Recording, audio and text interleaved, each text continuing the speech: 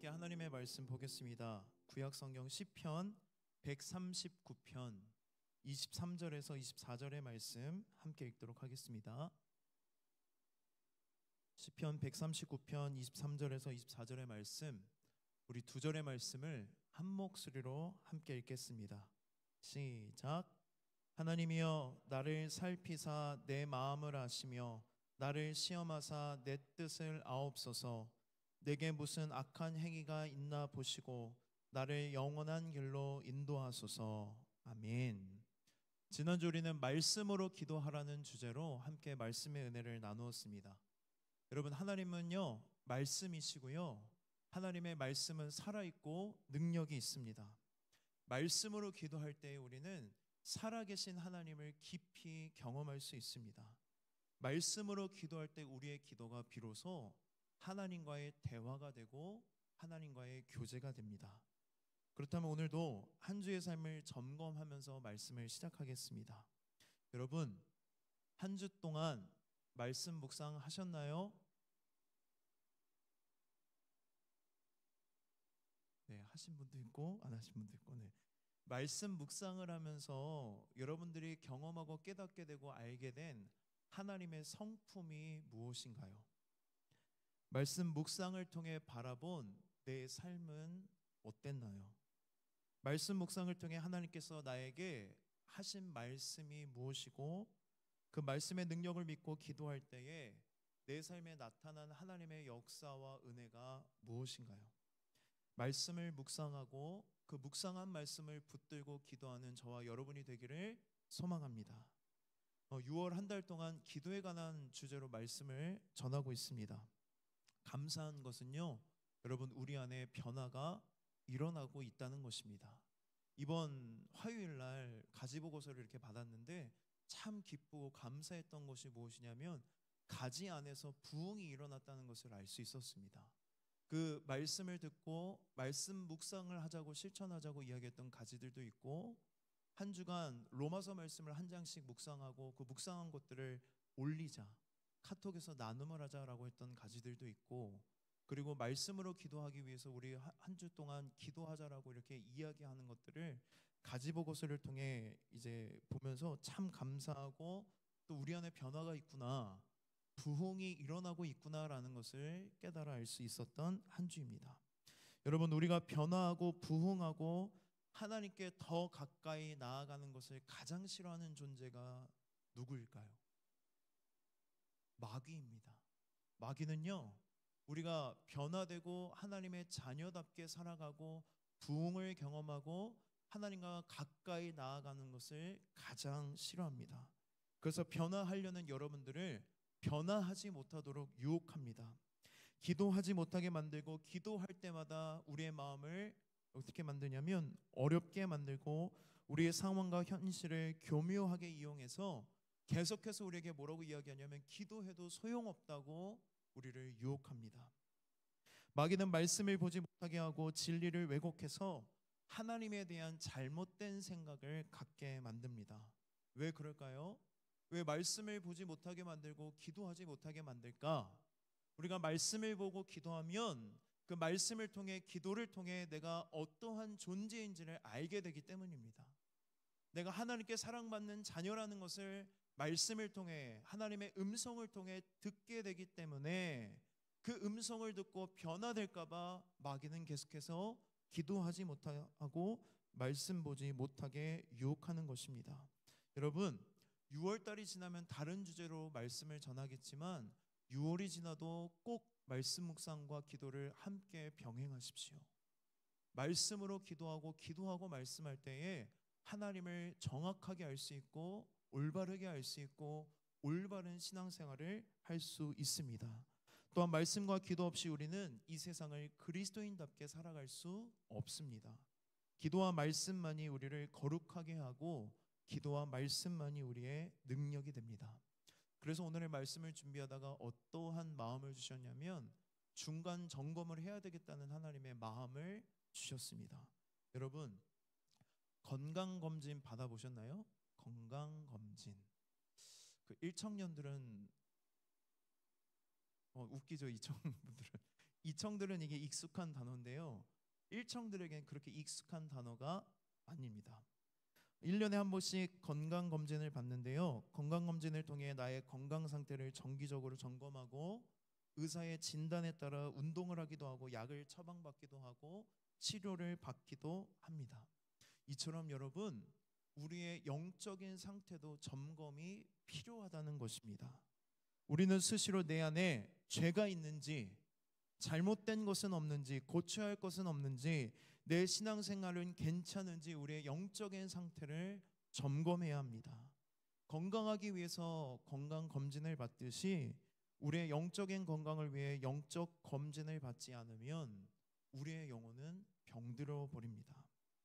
과체중이면 의사가 뭐라고 이야기해요? 식습관을 조절하고 살을 빼고 운동을 하고 다이어트를 하라고 이야기합니다. 그것처럼 내 영적인 상태를 점검한 이후에 내 안에 죄가 많으면 우리는 회개하고 돌이켜 변화된 삶을 살아가야 합니다. 병에 걸렸다면 약을 먹고 치료를 받듯이 하나님을 향한 왜곡된 생각을 갖게 되고 내 신앙생활이 잘못되고 있다는 것을 점검 가두면 우리는 다시 하나님께로 돌아가 하나님의 말씀을 듣고 말씀의 기준이 되어 우리의 삶을 변화시켜 나아가야 하는 것입니다. 여러분, 최근에 내 영적인 상태에 대해서 점검해 보신 적 있으십니까? 나의 신앙생활이 지금 잘하고 있는지 잘못되고 있는지 점검해 보셨습니까? 그런 시간이 있다면 다행이지만 그런 시간이 없었다면 반드시 그 시간이 우리에게 필요하기 때문에 하나님께서 오늘 우리의 영적인 상태를 점검해 보라고 말씀하십니다. 오늘 본문 시편 139편 23절과 24절의 말씀을 보면 다윗이 이렇게 고백합니다. 하나님이여 나를 살피사 내 마음을 아시며 나를 시험하사 내 뜻을 아옵소서. 내게 무슨 악한 행위가 있나 보시고 나를 영원한 길로 인도하소서. 아멘. 다윗이 뭐라고 고백해요? 하나님, 내 마음을 살펴주세요. 하나님은 내 마음을 다 아십니다. 제 안에 어떠한 악한 행위가 있다면 그 악한 행위를 드러나게 하시고 알려주셔서 회개하도록 도와달라고 다윗이 간구하고 있습니다. 다윗은 어떻게 이런 고백을 할 수 있었을까? 시편 139편의 말씀을 보면 알 수 있습니다. 이 시편 139편은 하나님을 향한 다윗의 고백이자 기도이자 찬양이자 시입니다. 139편을 시로 보면 총 4연으로 나눌 수 있는데요. 여러분 나눠드린 주보에 그렇게 나눠져 있습니다. 처음부터 세 번째 연까지는 하나님의 전지하심, 편재하심, 전능하심에 대한 다윗의 고백과 찬양이 기록되어 있고 마지막 네 번째 연은 그 고백과 묵상 이후에 다윗이 하나님 앞에 드리는 결론, 결단의 고백입니다. 우리 그러면 오늘은요 말씀을 다 읽지는 않겠지만 말씀을 띄워두고 한 연씩 보도록 하겠습니다. 첫 번째는 139편 1절부터 6절까지의 말씀입니다. 주보에도 있고 앞에도 있는데요. 이 1절부터 6절까지는 다윗이 하나님의 무엇을 묵상하고 찬양하는 거냐면 하나님은 전지하십니다. 전지하다는 것은 하나님은 모든 것을 아십니다라고 찬양하고 고백하고 있는 것입니다. 그래서 여기에서 핵심 문구는 무엇이냐면 주께서 아신다는 것입니다. 하나님은 나를 살펴보시고 나를 아십니다. 나보다도 나를 잘 아십니다.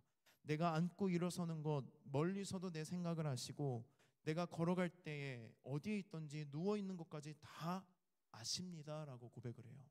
하나님이 일거수일투족 나에게 관심을 갖고 계시고 나를 바라보시고 내 모든 것을 하나님이 아신다고 고백합니다. 심지어 뭐라고 말하냐면 내가 무슨 말을 하기 전에도 하나님이 내가 무슨 말을 해야 할지를 다 알고 계신다는 것입니다. 그러면 여러분 여기서 한번 점검해 보세요. 하나님이 여러분들에게 여러분들이 어떠한 생각을 하는지 무엇을 할지 무슨 말을 할지 여러분들의 모든 것을 아신다는 게 불편하게 다가오세요? 위로가 되세요? 하나님이 내 생각을 다 아세요. 내가 뭘 하든지 다 지켜보고 계시고 다 알고 계신데요. 불편하세요? 이게 위로가 되세요. 불편할 수도 있고 위로가 될 수도 있는데요. 여러분 점검해 보세요. 불편하다면 왜 불편한지, 하나님이 나에 대해서 전부를 아신다고 했을 때 위로가 된다면 무엇 때문에 위로가 되는지 우리는 우리의 영적인 상태를 점검해야 합니다. 하나님은 우리의 모든 것을 다 아십니다. 이것을 하나님의 전지하심이라고 말할 수 있는데요. 다윗은 이 1년에서 하나님, 모든 것을 아시는 하나님을 찬양하고 있습니다. 두 번째 연입니다. 이 연은 하나님의 편재하심이에요. 편재라는 단어가 잘 안 들어보신 단어죠. 편재성, 편재하다. 쉽게 말하면 어디에도 있다라는 뜻이에요. 하나님이 없는 곳은 있다 없다? 없다. 하나님은 어디에도 계시고 언제나 우리 안에 임재가 충만하다는 게 바로 하나님의 편재하심인데요. 이 연의 이 핵심 문구는 주께서 거기 계신다라는 것입니다. 그래서 8절과 9절의 말씀을 보면 하늘에 올라갈지라도 거기 계시고 수월에 내 자리를 펼지라도 거기 계신대요. 하늘과 수월은 뭘 얘기하냐면 가장 높은 곳과 가장 낮은 곳을 이야기합니다. 그 다음 9절에서 보면 새벽 날개와 바다 끝이라고 나오는데, 새벽 날개는 태양이 떠오르는 동쪽을 의미하고, 그리고 바다 끝은 서쪽을 의미합니다. 그러니까 다윗이 뭐라고 고백하냐면 수평과 수직을 따져봤을 때 하나님이 없는 것이 있대요 없대요? 없다는 거예요. 하나님은 어디에나 함께 하신다. 내가 어디를 가든지 무엇을 하든지 나와 언제나 함께 하시는 분이 누구라는 거예요? 하나님이라고 그가 찬양하고 고백하고 있습니다. 그런데 말씀을 잘 보세요. 다윗이 언제나 함께 하시는 하나님을 처음 한 3-4절 보면 불편하게 여깁니다. 말씀이 이렇게 내가 주의 영을 떠나.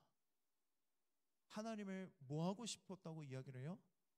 떠나고 싶었다고 다윗이 솔직하게 고백하고 있습니다. 내가 주의 영을 떠나 어디로? 하늘과 수월과 새벽 날개와 바다 끝으로 하나님을 피하려고 했지만 내가 가는 곳마다 누가 함께 하셨다는 거예요? 하나님이 함께 하셨다. 도망치고 싶었지만 도망칠 수 없었다라고 고백합니다. 우리도 가끔, 자주가 되면 안 되겠지만 가끔 누구 품을 떠나고 싶을 때가 있어요. 하나님 품을 떠나고 싶을 때가 종종 찾아옵니다. 집을 나간 둘째 아들처럼 아버지 품을 떠나 방황할 때가 있습니다. 그런데요, 우리가 어디를 가든 하나님을 피해 숨든 하나님은 언제나 나와 함께 하신다는 것입니다. 그래서 이 이후에 다윗이 이렇게 고백을 합니다.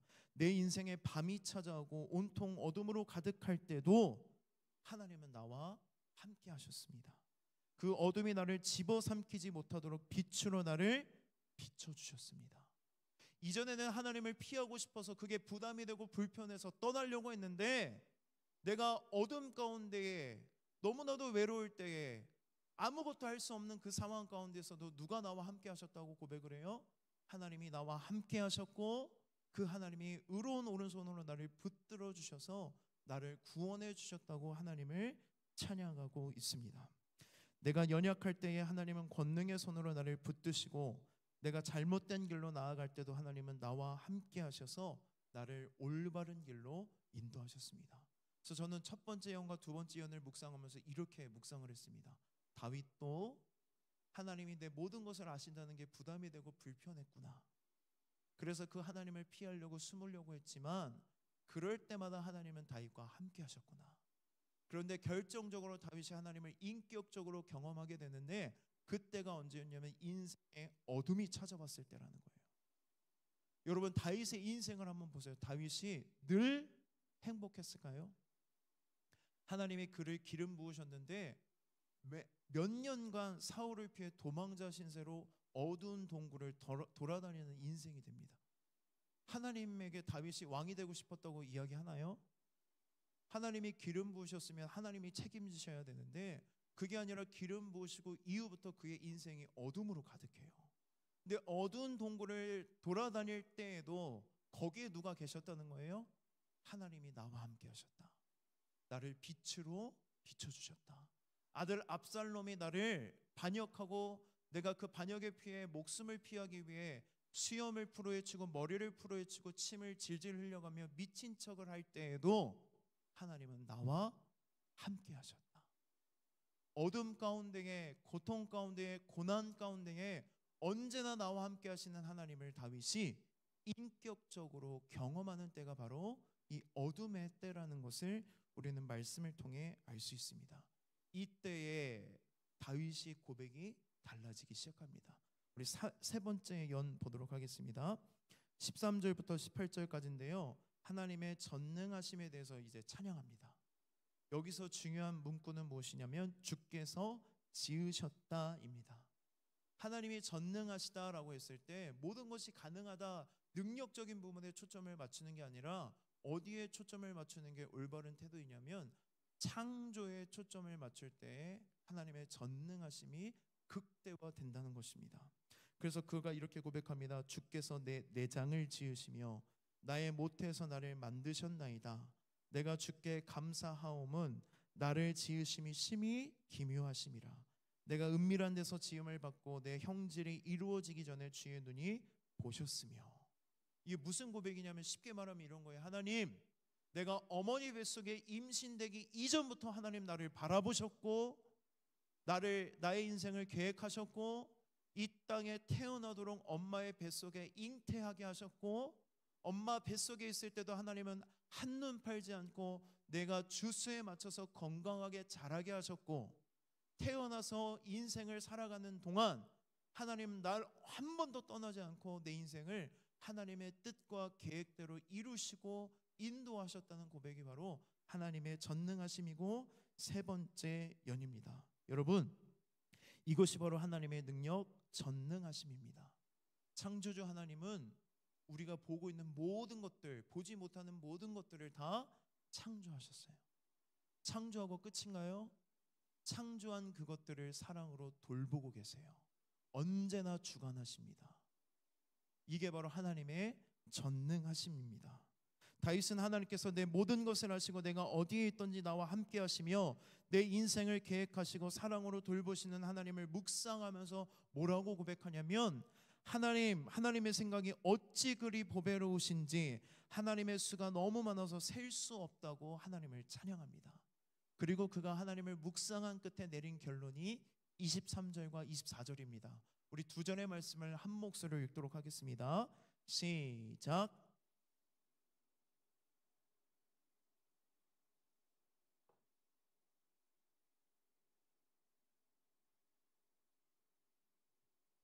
아멘. 기억하실지 모르겠지만 1절과 마지막 절이 비슷해요. 1절에서 이렇게 시작합니다. 여호와여 주께서 나를 살펴보셨으므로 나를 아시나이다. 그 아신다는 고백이 마지막에 결론에 가서 덧붙여지는 게 24절입니다. 뭐라고 말하냐면 내게 무슨 악한 행위가 있나 보시고 나를 영원한 길로 인도하소서. 무슨 말이냐면 하나님, 내 안에 죄악이 있다면 하나님 그 죄악을 드러나게 해주세요. 보여주세요. 알려주세요. 깨닫게 해주세요라고 하나님 앞에 적극적으로 내 연약한 부분들이 드러나게 해달라고 간구합니다.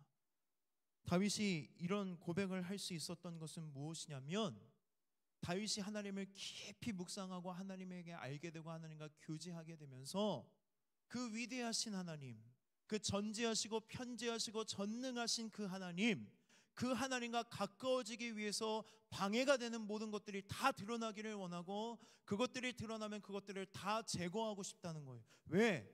하나님과 더 가까워지고 싶습니다. 하나님을 더 사랑하고 싶습니다. 하나님과 더 깊이 교제하고 싶습니다. 그러니 하나님, 내 모든 것을 아시오니 내 안에 모든 더러운 죄악들이 다 하나님 앞에 드러나게 해달라고 하나님 앞에 간구합니다. 다윗이 자신의 죄악을 드러나게 해달라고 고백할 수 있었던 이유가 무엇입니까? 하나님을 만났기 때문에, 하나님을 경험했기 때문에, 하나님과의 교제가 있었기 때문에 가능합니다. 여러분 이런 마음 품어보신 적 있으십니까? 하나님이 너무 좋아서, 너무 귀해서, 그 하나님의 임재가 너무 기뻐서 하나님께 더 가까이 가고 싶은 마음, 하나님과 더욱 친밀해지고 싶은 욕망과 갈망, 하나님을 더 사랑하고 싶은 마음, 저는 저와 여러분 가운데 이러한 마음이 샘솟기를 주님의 이름으로 축복합니다. 우리는 너무 많은 가면을 쓰고 살아갑니다. 때로는 내가 아닌 모습으로 살아갈 때도 너무나 많습니다. 사회생활을 하다 보면 가면을 써야 될 때가 참 많습니다. 그런데 그런 모습이 사회생활 인간관계에서뿐만이 아니라 하나님과의 관계에서도 나타날 때가 있다는 거예요. 하나님 앞에 나아갈 때에 솔직하게 나아가지 못하고 괜찮은 척, 의로운 척, 가면을 쓰고 하나님 앞에 나아갑니다. 어쩌면 이 가면이 벗겨지고 내 본 모습이 드러날까 봐 두려워서일지도 모르겠습니다. 우리가 살아가고 있는 이 시대는 죄를 부정하는 시대입니다. 어느 시대에나 사람들은 죄라는 말을 부담스러워하고 어려워하는데요. 특히나 지금 우리가 살아가고 있는 포스트 모던 시대에는 좀 더 조직적으로 이 죄라는 단어를 추방하려고 합니다. 포스트 모던 시대의 이야기들이 무엇입니까? 다르다고 틀린 것은 아니다예요. 그 시대의 격언에 따라 무슨 이야기를 하냐면 잘못된 것은 없어. 네 선택은 옳고 네 선택은 존중받아야 돼. 틀렸다고 말하는 사람들이 잘못된 세상이 되어버렸어요. 죄가 죄라고 말할 수 없는 세상이 되고 죄를 부추기고 오히려 죄를 자랑하는 시대가 되어버렸습니다. 그러면서 죄를 권하고 또 죄를 자랑합니다. 그래서 지금의 그리스도인들도 영적인 감각이 죄에 묻어졌습니다. 하나님 앞에 설 때마다 내 죄성에 눈을 띄어야 하고 두려워하고 회개해야 하는데 회개하지 않습니다. 내가 얼마나 하나님과 멀리 떨어져 있는지 민감하게 반응하지 못합니다. 죄에 대한 민감성이 사라져 버렸습니다. 지금 신앙생활을 만족하고 괜찮다고 생각합니다. 이 정도면 괜찮지, 이 정도면 나는 만족하고 있어. 여러분, 그게 누구의 생각이고 누구의 기준입니까? 하나님이 지금 여러분들의 신앙생활하는 모습을 보고 괜찮다고 말씀하십니까? 만족하라고 말씀하십니까? 하나님의 기준이 아니란 말이에요. 다 누구의 기준입니까? 내 기준이고 내 기준이 옳다고 생각하고 그게 하나님의 음성인 것처럼 합리화하며 살아갈 때가 너무나도 많다는 것입니다. 그래서 교회 안에서 잘못된 것을 이야기하는 게 참 어려운 시대가 되어버렸습니다. 잘못된 걸 말하면 다 뭐라고 말해요? 꼰대라고 생각해요. 잘못된 것을 잘못됐다고 말하면 꼰대가 되는 세상이 되어버렸습니다. 그런데요, 여러분, 교회는 세상의 가치관과 기준을 따라가서는 안 됩니다. 교회의 머리는 오직 누구입니까? 예수 그리스도입니다. 교회 안에 세상의 가치관과 기준이 들어오는 순간 그것은 교회라고 말할 수 없습니다. 우리가 따르고 진리라고 믿어야 될 것은 하나님의 말씀과 하나님밖에 없습니다. 그렇기 때문에 교회는 잘못된 것은 잘못되었다고 말하고 그것은 죄라고 이야기할 수 있어야 되는 공동체가 교회입니다. 여러분, 그런 이야기를 들을 때 겸허히 받아들이십시오. 그게 정말 미워하는 마음으로 정죄하는 것이 아니라면 서로가 서로에게 점검이 되어야 되고 이것이 바로 공동체의 유익입니다. 하나님께서 오늘 여러분에게 가면을 벗고 하나님 앞에 솔직하게 나오라고 말씀하십니다. 그러나 우리의 힘으로 가면을 벗을 수 없습니다. 누가 벗겨주셔야 돼요? 하나님이 벗겨주셔야 됩니다. 인격적인 하나님은 억지로 내 가면을 벗기지 않으십니다. 우리가 뭐 해야 돼요? 하나님 앞에 간구할 때 하나님, 내 가면이 벗겨지기를 원합니다. 하나님 앞에 나아갈 때에 아무것도 숨김없이 솔직하게 모든 것을 아시는 하나님 앞에 내 전부를 가지고 나아가기를 원합니다 라고 고백할 때 하나님께서 우리의 죄악을 드러나게 하시고 회개하게 하시고 하나님의 자녀답게 거룩하게 살아가게 하실 줄 믿습니다. 그래서 여러분, 말씀을 정리합니다. 저는 저와 여러분이 하나님의 성품을 날마다 묵상하기를 간절히 소망합니다. 하나님이 어떠한 분이신지 말씀을 통해 알기를 소망합니다. 그것이 하나님을 향한 신뢰가 되어 다윗과 같이 내 모든 것을 아시는 하나님 앞에 내 전부를 다 드러내고 하나님 죄악을 드러내 주십시오. 하나님 앞에 거룩하게 살아가기를 원합니다.